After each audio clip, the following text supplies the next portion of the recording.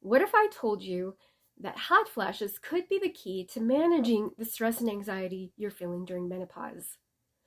Anxiety is one of the least reported symptoms of menopause, and it's one of the most crippling, especially when it shows up as something like depression and you don't want to get out of bed. Because, anxiety can actually show up in other ways besides just an obvious panic attack. Anxiety could be racing thoughts. It can be depression, like I said. It could be not setting good enough boundaries and letting people kind of walk all over you. It could be irritability.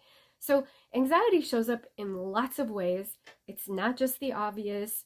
So think about that when you think about your symptoms. And I think that's why it's one of the least reported symptoms. But here's the good news. Let's take something simple and obvious like a hot flash. And that could be linked to anxiety. And when you understand this link, it can help you manage the feelings that you're feeling so you don't feel so overwhelmed. It can help you take back control. Yes, that's right. I said control. And I know you feel like you're totally out of control right now. Menopause makes you feel like you have no choice in anything and your body's betraying you constantly over and over and you are completely out of control. But it doesn't have to be that way. You don't have to accept that menopause has to be hard. In fact, when you learn the right tools and you take the right pathway that works for you, you can actually enjoy and embrace this phase of life. Yes, it's true. Hi, I'm Jen Kunkel, and I know that some women highly value and prioritize natural solutions to everything, and menopause does not have to be an exception to that. So I help women stop menopause anxiety without medications, without HRT. So if that's something that's important to you, I'm here for you. Now let's unpack this hot flash anxiety link and see if this can help you get back some of that control.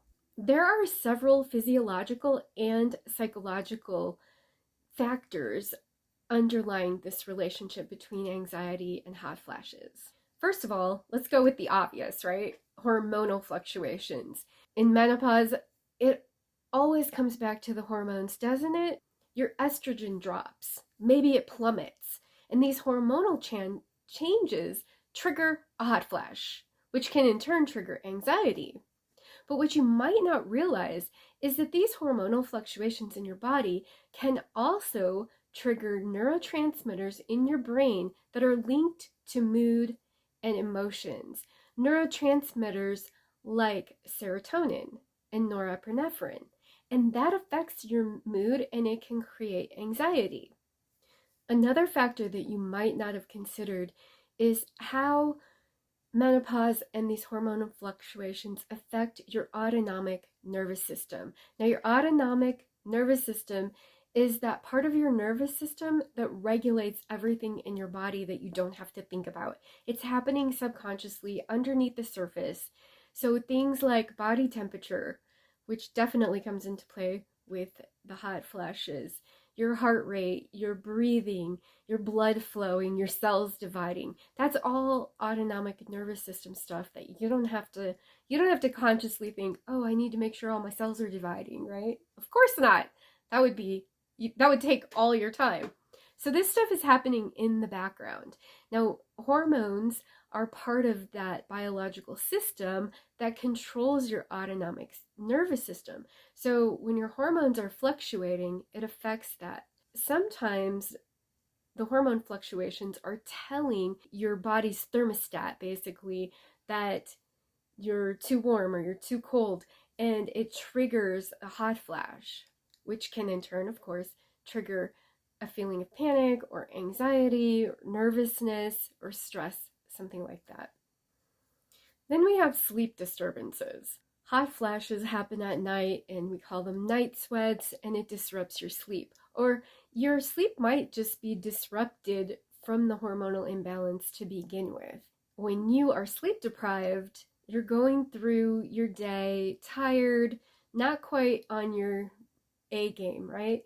And when this happens over and over and over again, you can start to feel that anxiety simply from the lack of sleep and sleep deprivation, it can affect you in as little as 3 days. It probably starts affecting you immediately, but it can really strongly affect you in as little as 3 days.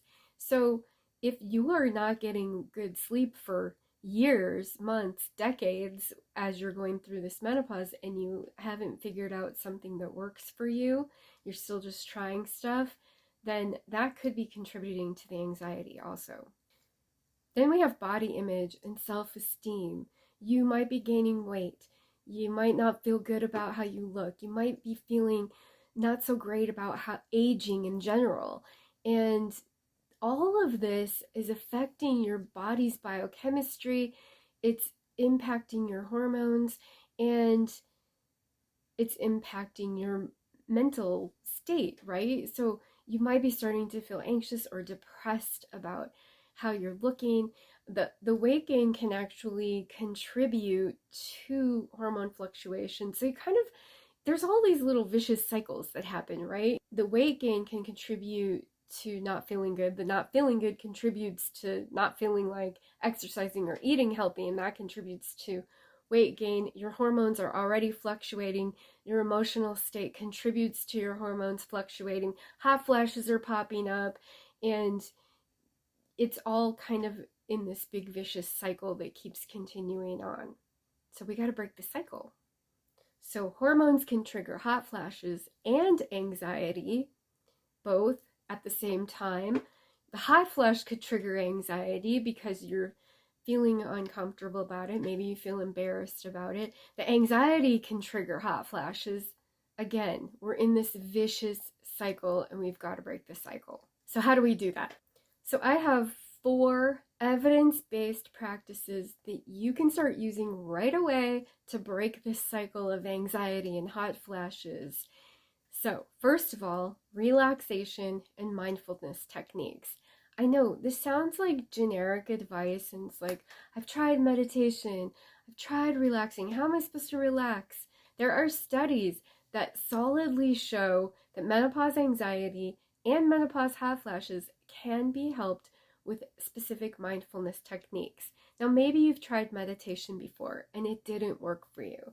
I get it. But here's the thing about meditation, mindfulness practices, and that's not just meditation. It could be anything that helps make you mindful. There are lots of ways to do it. Even if you are going out in the garden and you're just kind of zenning out on your garden, something like that. Going for a quiet walk where you get introspective, like a walking meditation. This is going to help you actually adjust your hormone levels both mentally and physiologically, because you're doing something mindful while you're moving your body. That makes it even better. And to be honest, I think that's an easier way to deal with anxiety, because trying to sit still and just be mindful when you're experiencing anxiety can make you feel like you're pushing against that. And when you want to be mindful, you actually kind of want like a nice easy flow. You don't want to force anything, because that's not really the point of it. So if you feel like you're forcing it, try something a little bit different, but still get that mindfulness and kind of get that zen feeling. You might already know this, or maybe you don't, but if you're having hot flashes, there are cooling techniques that you can use, like physical cooling techniques. A cooling pack or ice on your wrists and on the back of your neck, like if you just put it here at the front of your wrist, some ice, then that helps cool you down really quickly. Back in the day, I actually worked on a golf course on the beverage cart, and I live in Las Vegas. So it's really hot here in the summer. So we had to find ways to cool ourselves down really quickly. So that's where I learned that trick, and it can work when you're having a hot flash too. Put the ice or a cooling pack on your wrist, or even just a cold soda or beer or whatever, cold drink on your wrists, right here at the front of your wrists, and then on your neck. It's amazing how quickly you will cool down when you do that. Of course, you can have fans, misters, wear cool clothing, wear moisture wicking clothing. Those are kind of obvious things, but that ice trick you might not know about. Another factor is nutrition, the foods that you're eating. There are so many processed pseudo ingredient foods in our modern diet. People do a lot of fast food, eating out. You don't really know what you're getting. You don't really know what's in it. A lot of things might be prepackaged and have ingredients that you don't even realize they have in them. Even some of the packaged chicken that you buy at the grocery store, you'd think the only ingredient in that would be chicken, but sometimes it's not. Sometimes they add like a moisture liquid based or something that they inject it with, So be really mindful, especially of things that include excess processed sugar. Something that you're buying in a package or a box, really look at the ingredients.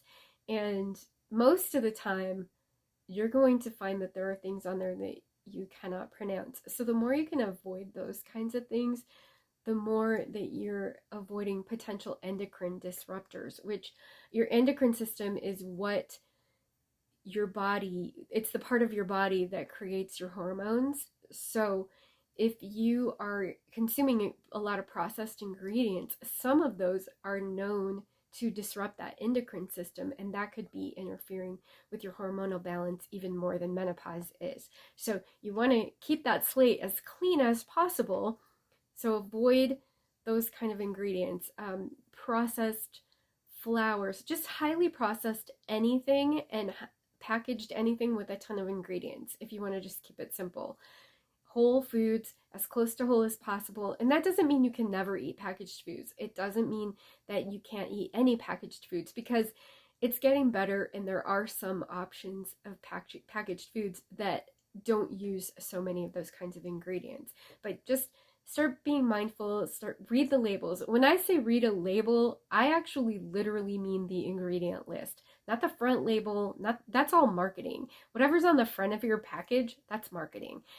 Even the back, the sides, whatever. You know what counts? The ingredients list. Not even the nutritional value. I mean, yes, that has its purpose, but for what we're talking about, as far as what's in it, look at the ingredients list, because that's going to tell you what the ingredients are. And even there, sometimes they like to change the names of stuff. Like something gets publicized and people are like, oh, I'm not going to eat anything that has such and such in it. Well, then the manufacturers sometimes will just change the name of it, and then it shows up on the ingredients list as something that you're not familiar with anymore, that you don't know that's actually something that maybe isn't so good for you. Yeah, so beware. The closer to whole that your food is, the less likely it's going to have something in it that's going to disrupt your hormonal balance. And then fourthly are mind-body techniques. And this sort of falls into the relaxation and mindfulness, but it's a little more specific. So mind-body techniques are techniques that are using both your mind and your body. And I know I kind of talked about the walking meditation, but I'm talking about specific methods like a specific breathing technique.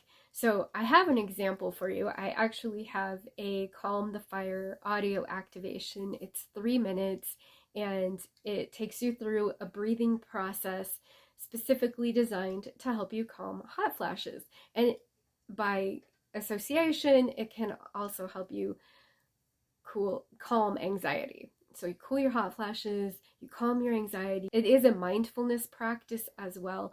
So it fits into both of these categories, mind-body techniques. So any other mind-body techniques that you have, energy work, emotional release, those kinds of things. Like if you know EFT, that could be helpful also. But check out the 3-minute audio activation. I'll have the link in the description.